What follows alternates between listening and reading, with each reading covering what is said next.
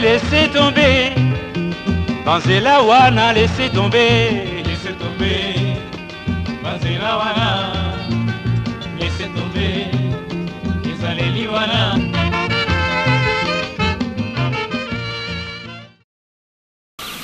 Fidèles téléspectateurs de la RTC, bienvenue à votre émission Église dans la société, édition spéciale. Nous recevons encore une fois pour vous Monsieur l'abbé André Bakula, vicaire judiciaire de l'archidiocèse de Kinshasa, pour un sujet spécial au cours d'une semaine spéciale qui va aboutir le 7 juillet prochain à une grande manifestation au stade Tata Raphaël Bandeko Batali, Lelo Tuzane Sengo, Yakoyambali Soussou, Monsieur l'abbé André Bakula, vicaire judiciaire et archidiocèse de Kinshasa, pour na di kambo ya mutuya, oyo bokoyeba Lelo. Monsieur l'abbé, bonjour et bienvenue. Merci, bonjour. Alors, Lelo Tozongi Lisusu, Likamboya, Palium, Mbaleleki, Tolomelaki, Mama Kambo Bele, Tokotaki, Likamba Palium, Nabozindo, Penza Penzate. Mais aujourd'hui, je crois que nous allons y revenir en long et en large. Et pour que le peuple de Dieu soit édifié, qu'ils aient de plus amples explications sur le pallium. Avant que nous puissions faire quelque chose, Monsieur l'abbé, d'abord, en introduction, le pallium c'est quoi? Beaucoup ne comprennent pas. Le pallium c'est quoi? Peut-être que mingi ba mona kango, mingi ba yo kango, mais tout lingi lelo au livre la penza pallium et le. Merci. Maintenant, je pense que la fois dernière, quand vous avez besoin en direct de Viron, Tuna Kenga même Tuna, et avec qui pour expliquer à nous dans le photo, le Babengi Pallium, on a repoussé Pallium Ezali, autour il y a l'épiscopo, Atapapa, une sorte il y a ruban, moko, il y a lin. Alors, déjà pour l'inga kingo nae, c'est ça là, bakuru zinga zinga na yango. Pour la pouvoir il y a archevêque métropolitain dans la province ecclésiastique nae. Et puis, et que ça là, en même temps, il y a une communion hiérarchique, dans Saint-Siège et puis dans Saint-Père. Donc, ils ont signé à pouvoir il y a l'épiscopo. De manière historique. Toko, kata mamuke, Monsieur l'abbé, le kola outi ko définir un peu, Pallium Likambonini, Tolingi Bandeko Batali, Balanda mamuke, Lisolo Tobetaki na yo, na nzela singa poete ba maniola nanu yambote okota penza na bozindo alo tokosenga na ndeko Roger kuna a tindela biso moi eloko wana po bandeko balanda.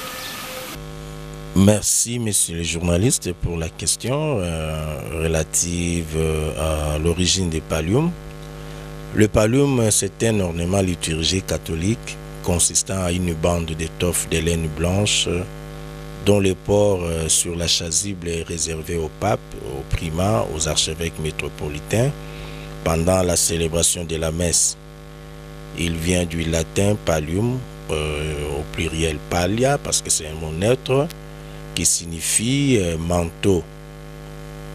Souvent, on confond à tort pour les profanes, à raison d'une pure analogie des formes, les pallium avec les tôles. Naturellement, tous les deux sont composés de bandes d'étoffe passées autour du cou. L'origine et la fonction seulement de ces ornements sont radicalement différentes. L'étole est d'origine romaine, dérivée de la toge, tandis que le pallium est d'origine grecque. Mais il faut noter que sa fonction liturgique,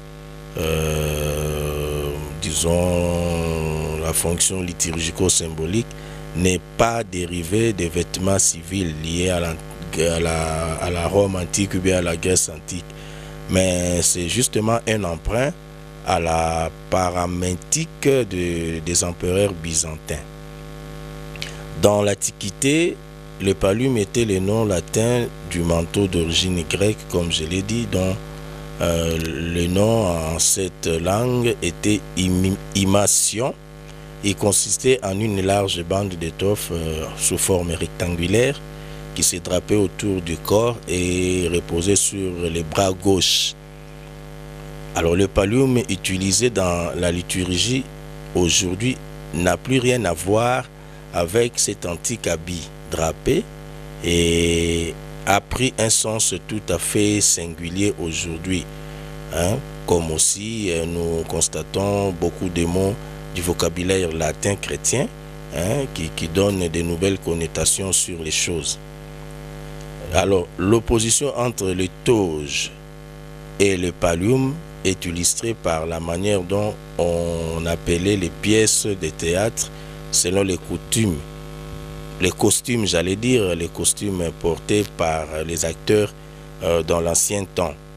On distinguait dans ce sens-là la fabula palliata, qui était une sorte d'adaptation d'une comédie grecque ou pièce en costume grec et où les acteurs portaient les palliums et non la toge. Il y avait ce qu'on appelait la fabula togata, ou une pièce en costume romain qui est jouée dès les milieux du 2e siècle avant Jésus-Christ. Et dans ces pièces, les personnages et les décors étaient italiques, à part la structure qui demeurait grecque. C'était une comédie romaine à thème ou à caractère indigène concernant les bas de l'échelle sociale à Rome. Alors, il faut noter qu'aujourd'hui, le pallium tel qu'il existe dans la liturgie catholique et qui n'a plus rien à voir avec les manteaux du même nom, dérive longtemps d'un vêtement grec, je l'ai dit, comme on appelait homophorion, sorte de manteau court dans lesquels on se drape fermé par des épingles.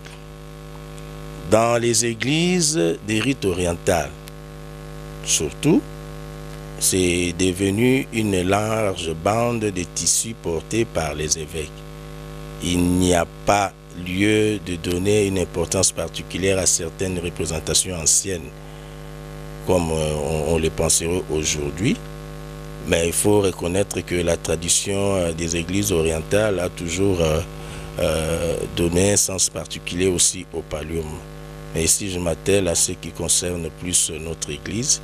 Et du point de vue historique, depuis le 5e siècle, les palliums étaient comme un signe du pouvoir des empereurs, distingue des vêtements civils. L'emprise des empereurs byzantins, par exemple, sur Rome, en dut quelque chose. Alors le pallium fut adopté par les papes au cours des processus de limitatio imperii qui caractérise les mouvements d'appropriation par les papes des symboles du pouvoir impérial entre 5e et 9e siècle.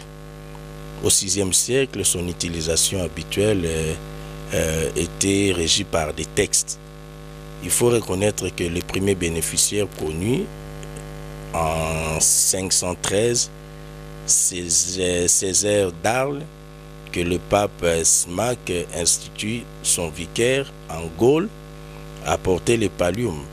Il y a aussi en 559 l'évêque de Taormina, Second, en était paré puisque le pape Pélage Ier, pour sanctionner son indiscipline, lui en interdit le port de pallium, j'allais dire donc le port de pallium.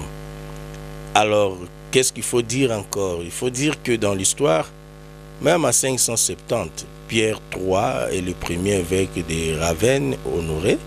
Le pape Grégoire Ier l'accorde à plusieurs autres évêques d'Italie ainsi qu'à ses vicaires à Salone, Corinthe, Justinian Prima et Séville et Augustin de Cantorbéry.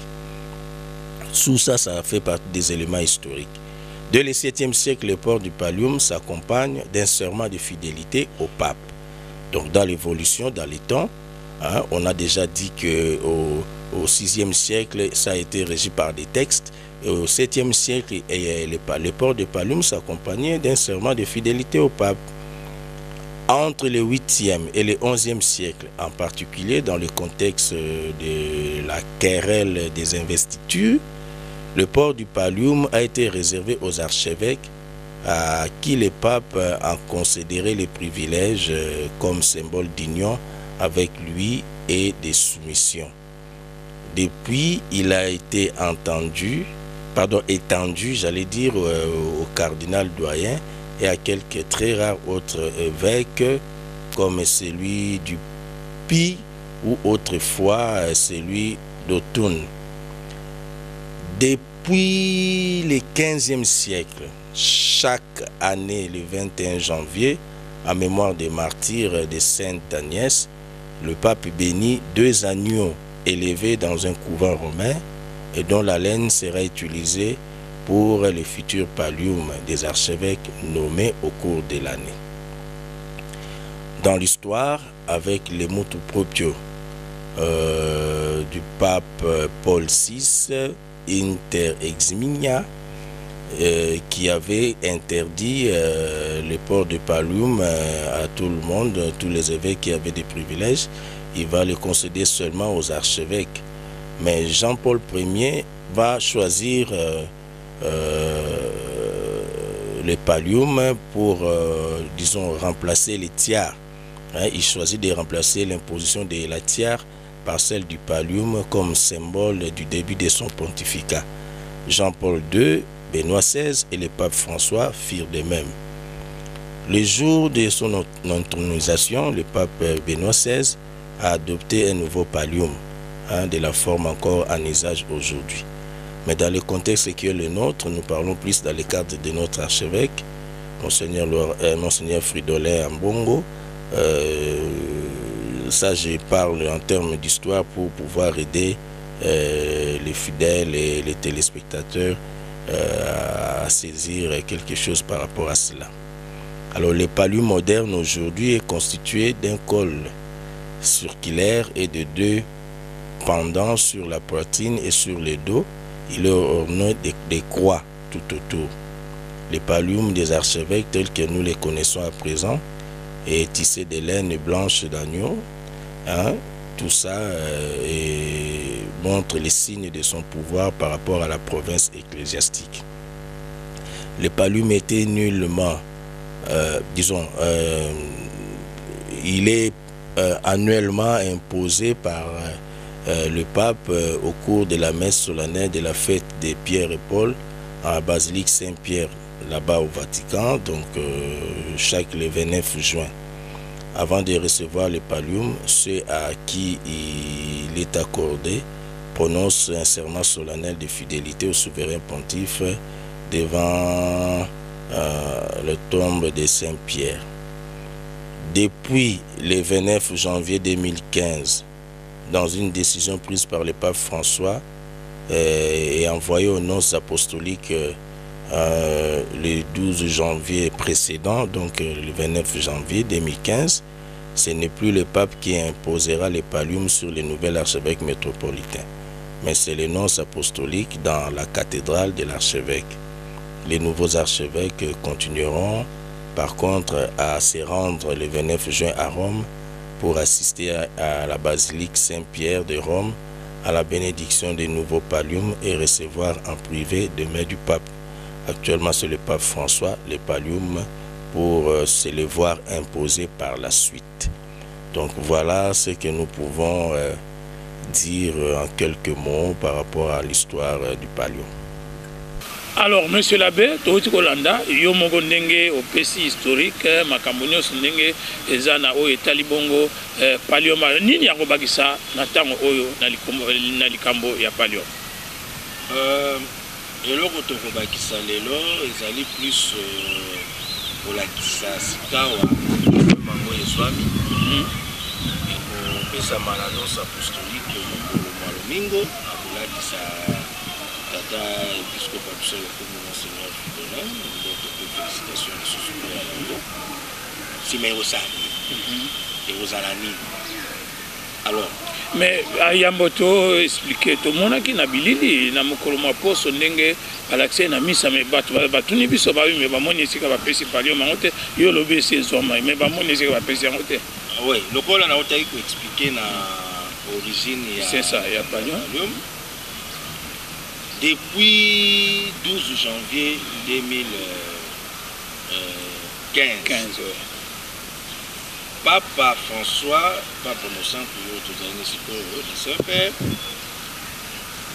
Alinga qui te palio moi na comme ezali likamoteli province ecclésiastique et comment pour symboliser signe ya communion na ya participation épiscopo mokonzi to ya lukumu na province na ye. C'est ça. Bongo esengeli na yango epesama esika azali kosala mosala. Pour elakisa signe wana ya communion participation ya bepiskopo oyo bazali zinga ya province ba Kristo bamona pe bayeba bango pe lisusu kolakisa mingi penza botosi na notion tokobengaka portion ya peuple de Dieu. C'est ça. Ndenge to définissaka diocèse na canon 369. Ba Kristo ya biso ya Kinshasa ba Kristo ya ba diocèse esangani na biso na province basengeli pe kozala wana. C'est ça. La Oyebi, la province de Kinshasa, Tozalina, Biso Kinshasa, et puis la Biso, il y a Kisantu, il y a Matadi, il y a Boma, il y a Bakuna, la province centrale, et ainsi de suite. À côté, avant de tout ça, la Biso, il y a Genge, Kikwiti, Idiofa, Popokabaka, Inongo, Bisoana Nyoso. Et puisque pour la Bagozalawana, et puis Bandeko Bakris, toute la délégation et Gozalawana. Donc, ils ont le Camboya Kinshasa. Le Italie province. Province ecclésiastique. Et on va baigner métropolitain. Voilà. Na motuna na wana sko papa, azai kosa nini remise. Si ma misa akutala kina bango, apesi palio moana, apesi pe Mokanda. Apesi palium na Mokanda. Bongo sikawa l'église cathédrale na yo épiscopo ya Lukumu biso lokola tomoni ke kozala événement ya monene toki na stade de non savoir kosala tokobenga imposition faire porter palium akolati saye siko elembo wana ya pouvoir na yo wana pe ya kolakisa te yende sikawa aza na autorité na kati ya province wana okipija kotanga ya biso canon 435. Canon 435 nde tukotanga bongo ya mbote totanga canon 435 mpona nini eza kaka nonce nde akolatisa ye. C'est simple, Thomas à Pape. Ah voilà, Thomas à Pape. Canon 435, le métropolitain, qui est l'archevêque du diocèse qui lui a été confié, préside la province ecclésiastique. Cet office est joint au siège épiscopal fixé ou approuvé par le pontife romain. Voilà. Sikawa, pour te comprendre, malamu, okende, tu as aussi la gymnastique. Tu as un canon 432 pour la autorité na carte de la province ecclésiastique. Canon 432, paragraphe 1. Le concile provincial et le métropolitain jouissent de l'autorité sur la province ecclésiastique selon le droit. Voilà. Paragraphe 2. La province ecclésiastique jouit de plein droit de la personnalité juridique. Et on peut représenter en haut métropolitain. Soit canon 442 pour notre lobby sur l'autorité, 442 pour l'acception sur sa compétence dans la carte de la province ecclésiastique. Canon 442, Balobi Bouye. 442, voilà. Il revient au métropolitain avec le consentement de la majorité des évêques suffragants de convoquer le concile provincial, de choisir le lieu de la célébration du concile provincial dans le territoire de la province, d'établir l'ordre du jour et les questions à traiter, fixer le début et la durée du concile provincial, le transférer, le prolonger et l'achever. Il revient au métropolitain et s'il est légitimement empêché, à l'évêque suffragant élu par les autres évêques suffragants de présider le concile provincial. Voilà. Alors, mais avec suffragant en andénage. Et ça livre, l'épiscopo de Tangi, au bail pour composer province ecclésiastique de Kinshasa. Alors, dans la précision, métropolitain et outina métropolita. Pour la kokota na nini wana métropolita. Métro dérive na grec méter qui signifie maire. Police, cité ou ville. Voilà, donc il a ici ville, maire. Donc, mon cas, tout ça, c'est chef-lieu. Autant que la région, tout ça, chef-lieu. Oui, le chef-lieu, par exemple, dans la province, on a chef-lieu, c'est la même logique. Alors, Sikawa, Soki Otali, Okomonate, Canon 437. Et Kopé Sabiso, Nena Lobaki wana, Likanisi Yakoye, Baye métropolitain wana. Na likambwana ya palu mwana soka zalaki kala épiscope akomi épiscope sika akosenga yango 3 mois après consécration épiscopale inaye. C'est ça. Soka zalaki déjà épiscope kala akosenga yango après la provision canonique, c'est-à-dire nomination. OK. Kaya monseigneur Sikawa ezali la kaya provision canonique donc soit ça qui déjà kala. Azaki déjà. Kala. Kolongwanaye na archevêché ya Mbandaka oya Kinshasa ne salu tomenga ki transfert lokola canon 190 koloba parce que transfert ezali moko ya ba to bengaka perte office ecclésiastique ba modo ko ki ko perte office ecclésiastique ça c'est le canon 184 ezali bongo limite yo expiration ya délai ya temps donc mandat ezali limite ya âge ezali renonciation ezali révocation ezali privation transfert P alors 190 la malamu transfert alors pour tout comprendre yango kotanga 437 paragraphe 1 et puis 437 paragraphe 3 canon 437 paragraphe 1. Le métropolitain est tenu par l'obligation, dans les 3 mois à partir de la consécration épiscopale, ou s'il a déjà été consacré, à partir de la provision canonique, de demander lui-même ou par procureur au pontife romain le pallium, qui, de fait, signifie le pouvoir dont le métropolitain, en communion avec l'Église romaine, est muni par le droit dans sa propre province. Paragraphe 3. Si le métropolitain est transféré à un autre siège métropolitain, il a besoin d'un nouveau pallium. Voilà, c'est ça la situation et un transfert. Alors, à partir de l'explication à canon 437, le biais signe à pouvoir naé, Nesikawa, tu connais Kotala, Mosala Moye, Nin, pour pallium à suivre. Pallium à lat. Bongo Kozalaka, bongo. Alatika Kessili. On a Mbandaka Zagi Nango, mais le transfert, il y a un 5 Moussou. Voilà. Alors, na cadre wana canon 436 et kolimbola biso moi makambo maïke kolakisa biso liboso bato kobengaka droit de vigilance pouvoir naé à ko tala ke babie za glissé na discipline ecclésiastique ko batela boyambi bwa biso na kati ya province et kopesa biso droit naé ya ba visite canonique et kolakisa biso pe ke Saint-Siège akoki kopesa pe ba faculté to pe pouvoir mosusu pour à diriger province naéwana canon 436 avec paragraphe 1, 2 et 3. Canon 436 dans les diocèses suffragants, il revient au métropolitain 1 de veiller à ce que la foi et la discipline ecclésiastique soient soigneusement observées et s'il y a des abus d'en informer les pontifes romains. 2 d'accomplir la visite canonique, la chose ayant été au préalable approuvée par le siège apostolique si le suffragant l'a négligé. 3. De désigner l'administrateur diocésain selon les canons 421, paragraphe 2 et 425, paragraphe 3. Paragraphe 2, Baloubi Bouye. Quand les circonstances le demandent, le métropolitain peut recevoir du siège apostolique des charges particulières et un pouvoir qui doivent être déterminés dans le droit particulier. Enfin, paragraphe 3. Le métropolitain n'a aucun pouvoir de gouvernement dans les diocèses suffragants. Il peut néanmoins, dans toutes les églises, exercer les fonctions sacrées comme l'évêque dans son propre diocèse, après en avoir informé l'évêque diocésain s'il s'agit d'une église cathédrale. Canon, paragraphe 3, c'est ça.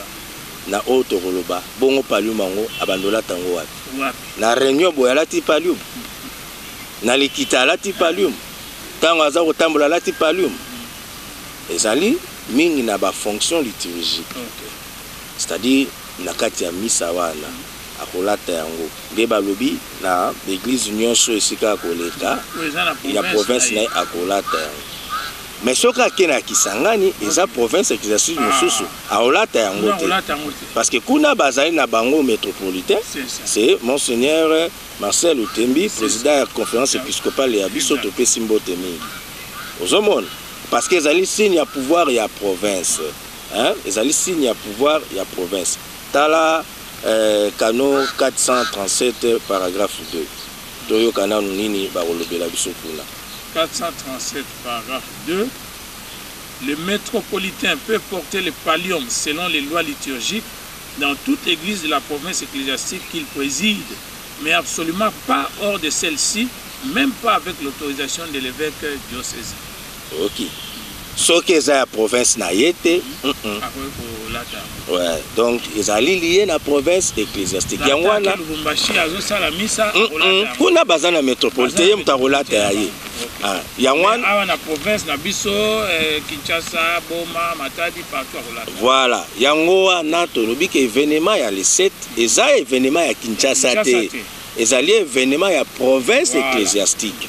Oui, kambami na ba diocèse nzinga lokola na Kisantu monseigneur son excellence monseigneur Ntelele na Matadi son excellence monseigneur Daniel Landu na Boma son excellence monseigneur Cyprien Mbuka na Kenge son excellence monseigneur Jean-Pierre Kwambamba na Indongo son excellence monseigneur Donasi Bafudinsoni na Popo Kabaka son excellence monseigneur Luinzala na Idiofa son excellence monseigneur José Moko pe na Kikwiti son excellence monseigneur Bodika Timothée Bodika bango sopesi mbote bakozala wana po ya kolakisa participation na communion wana mokolo wana.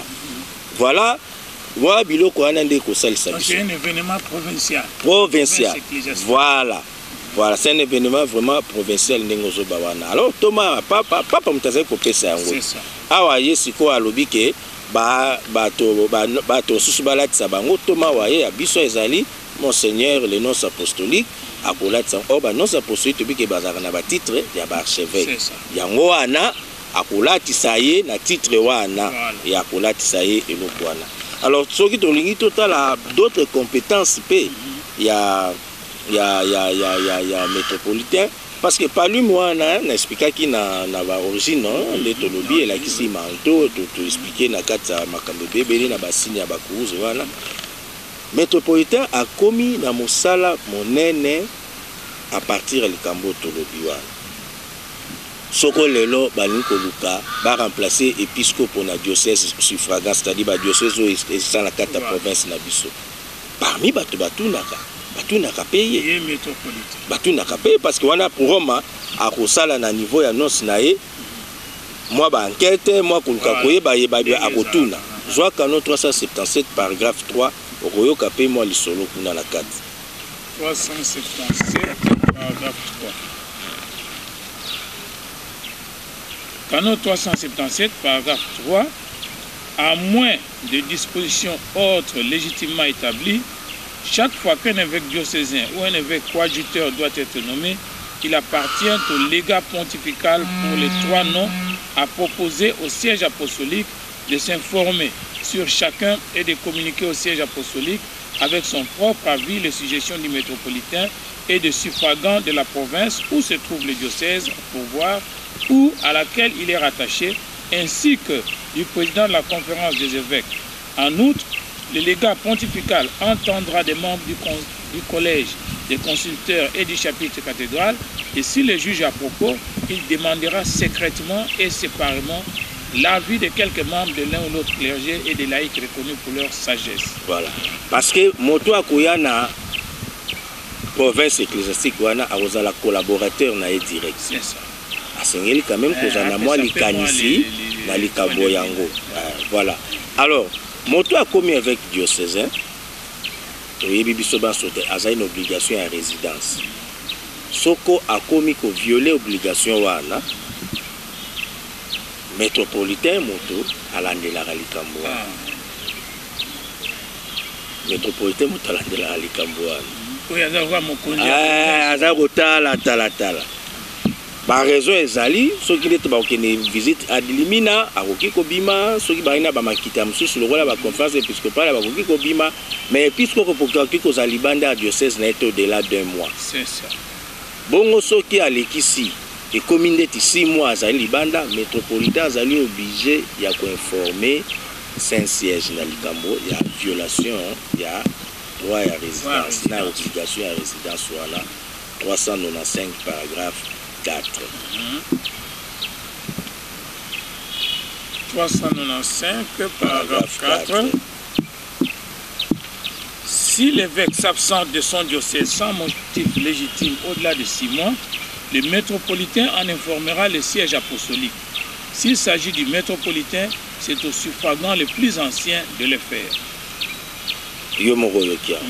Donc, ce qui est ici, 6 mois, à Rosala interpellé. Bon, métropolitain pas ce qui va hein? C'est ça. Ce reçu déjà canon 413, banda rolenge la yango. 413 pour nalikambo ya empêchement. Oui. Empêchement, en cas ya empêchement, basengi sikawa ba désigner motomoko ayangela diocèse à gouverner en provisoirement. C'est ça. Métropolitain peut bagoyo kaka. Parce qu'empêchement ya kamingi na kanini.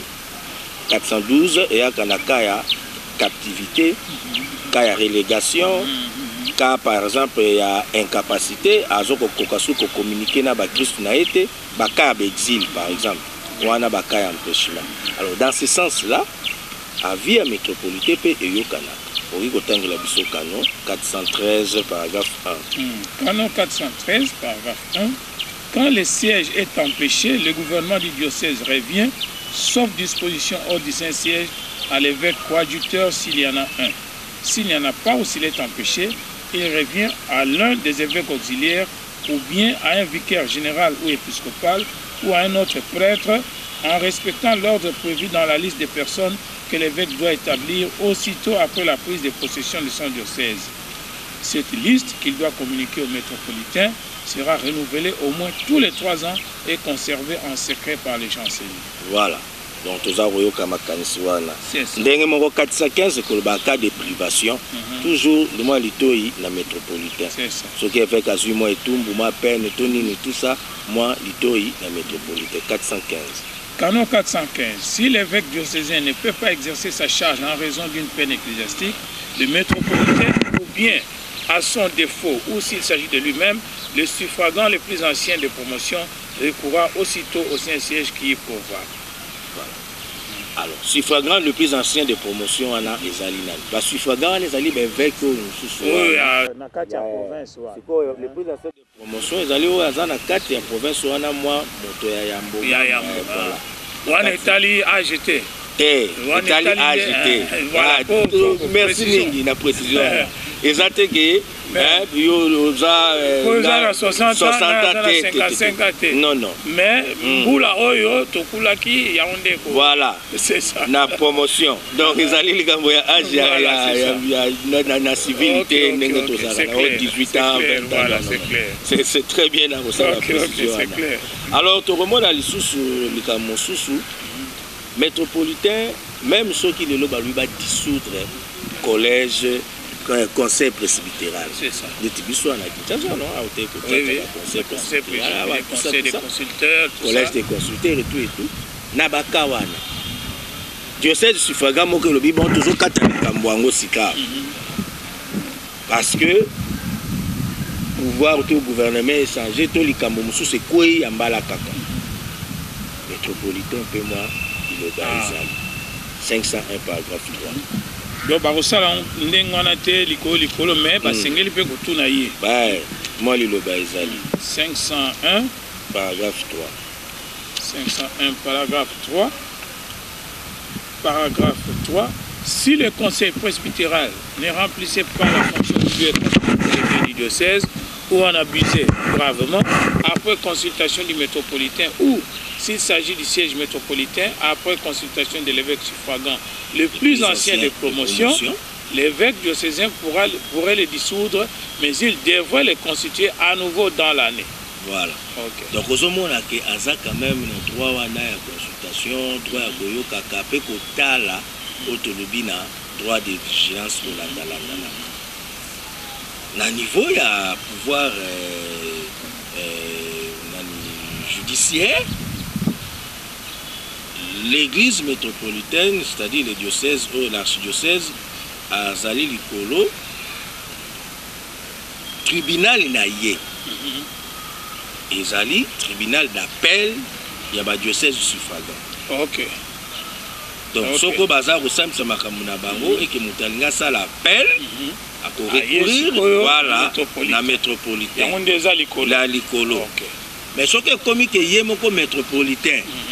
Alingi Kosala, na kata tribunal, appel Alingi Kosala, na Likambo, Songolo Pakala.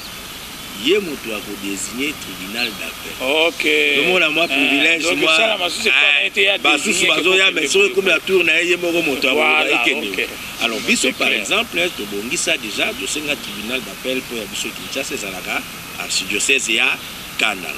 Ok. Parce que tu dis que vous allez en année voilà, justement, donc tu dis que tu as un canon 4400, sauté Penza, 1438, numéro 1, na numéro 2. Comme ça, 1438, numéro 1 à numéro 2. Canon 1438, numéro 1 à numéro 2. 1438, voilà. Comme ils vont opener. Canon 1438. Restant sauf les dispositions du canon 1444, paragraphe 1, numéro 1. On fait appel du tribunal de l'évêque suffragant à celui du métropolitain, restant sauf le canon 1439. Dans les causes traitées en première instance devant le tribunal du métropolitain, on fait appel au tribunal que lui-même aura désigné de manière stable avec la l'approbation du siège apostolique. Dans les causes engagées devant le supérieur provincial, de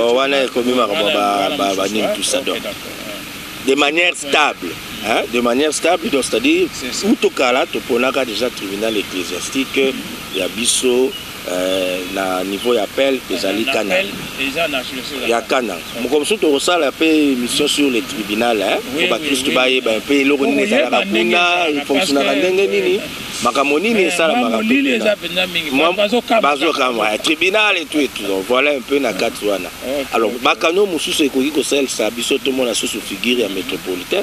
Au Kiko Zoloko la Cano 440 et puis au Kiko Zoloko la Cano 467 sur Pona Likambo Etali décret na déclaration à concile provincial to ya synode na kati wana poto mekakoye et puis Likambo ya empêchement na kati ya vacances ya siège peut au monde sous ba élément mususu. 440 par exemple. 440. Paragraphe 1, le concile provincial qui réunit les diverses églises particulières d'une même province ecclésiastique sera célébré chaque fois qu'il paraîtra opportun de l'avis de la majorité des évêques diocésains de la province, restant sauf le canon 439 paragraphe 2. Paragraphe 2. Pendant la vacance du siège métropolitain, le concile provincial ne doit pas être convoqué. Ah. Oui, Azate. Il y a un président. C'est ça. Donc, avec Mogoté na ba suffragant à Rosoir, l'auto Moan. Ata oyo aza akulaki ya na promotion ya TTT. Wana za compétence ya métropolitain. Okay. 467. 467. À 467, l'évêque diocésain communiquera les textes de déclaration et des décrets du synode aux métropolitains ainsi qu'à la conférence des évêques. Voilà. Donc, Tala, na moi beaucoup c'est et l'ongiwana ya métropolitain par lui ezali locaux là, hein, ceux qui n'a forcé droit to lo baloko là, c'est qu'à Zupenda bokonzinaye na province parce que Zubilembo ya mosala moyen une sorte de prise de possession ya province naye. Yango ane sengeli kosala ma liboso ya bao bakosala ne mosala na kati ya province donc bandeko ba diocèse batangaki pe na ba Kristo bakozala représenter okolo wana na biso bandeko ya Kinshasa. donc bandeko ya province bakoki mpe kotinda badélégation voilà etali biso nyonso na kati ya province donc Matadi, Popokabaka, Kisantu, Kikwit, Idiofa nyonso voilà basengeli kotinda badélégé mpona koya koassiste na manifestation c'est ça bongo mpona bandeko ya Kisasa sika mpona bosukisi mpona likambo wana ya le 7 pamba te Kinshasa nde chef lieu te lokolobaki ya province sikoyo olobi na bango boni mpona kosukisa eza episcope na biso ya lokumu donc ata tokosala liangani na niveau ya province mais biso nde tozoyamba bandeko voilà biso nde tozoyamba bandeko biso nde siège donc bandeko bakoya biso bato tokoyeba koyamba bango biso bato tokoyeba kosepelisa bango biso bato tokoyeba kokabola na bango lipati d'abord na misa lipati ya mokonzi mpe lipati lisusu organisation en tout cas ezali kosala oui bandeko babiso bazali kosana occupé na chancellerie na epai ya cérémoniaire abe Merlin na basango bazali na kati ya commission ya liturgie mpe bacommission ndenge na ndenge tobengami massivement na mokolo wana mpona likambo lina mokolo wana misa ekozala te na baparoise misa ekozala te na baparoise mpo ya kolakisa caractère ya portion de peuple de Dieu portion à peuple de Dieu pozali kambo ya mokumba ya épiscopo ya lokumu voilà ba mokumba na biso pe to kaboli yango te biso bana kisasa portion à peuple de Dieu c'est ça yango wana na kolika te bino pe bokozala non tokozanga te po photo diffuser yango partout na internet na ba réseaux sociaux pe baninga ba bazana ba province ba kwa koyate parce que moyen ba tout banso ba longo ba tese ba kozala te ba kwa kolanda on pe en live ba yebake makambo za osama na merci mingi dans la présence na bino mokolo wana po bosalisa pe surtout bino presse bozali mémoire c'est ça ya ekolo to ya diocèse parce que ba archive lobi to sengela na yango po ya makambo masusu makoki koya sima.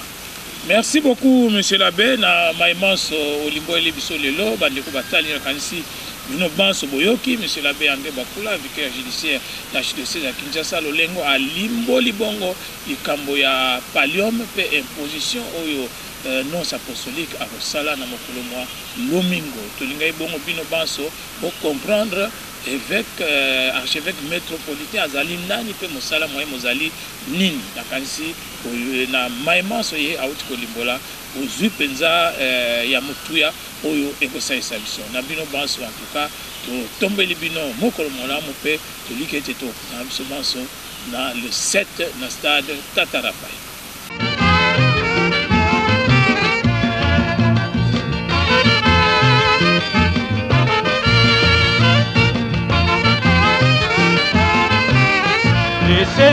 Laissez tomber, Banzela wana, laissez tomber, Banzela wana, laissez tomber, Ezaleli wana,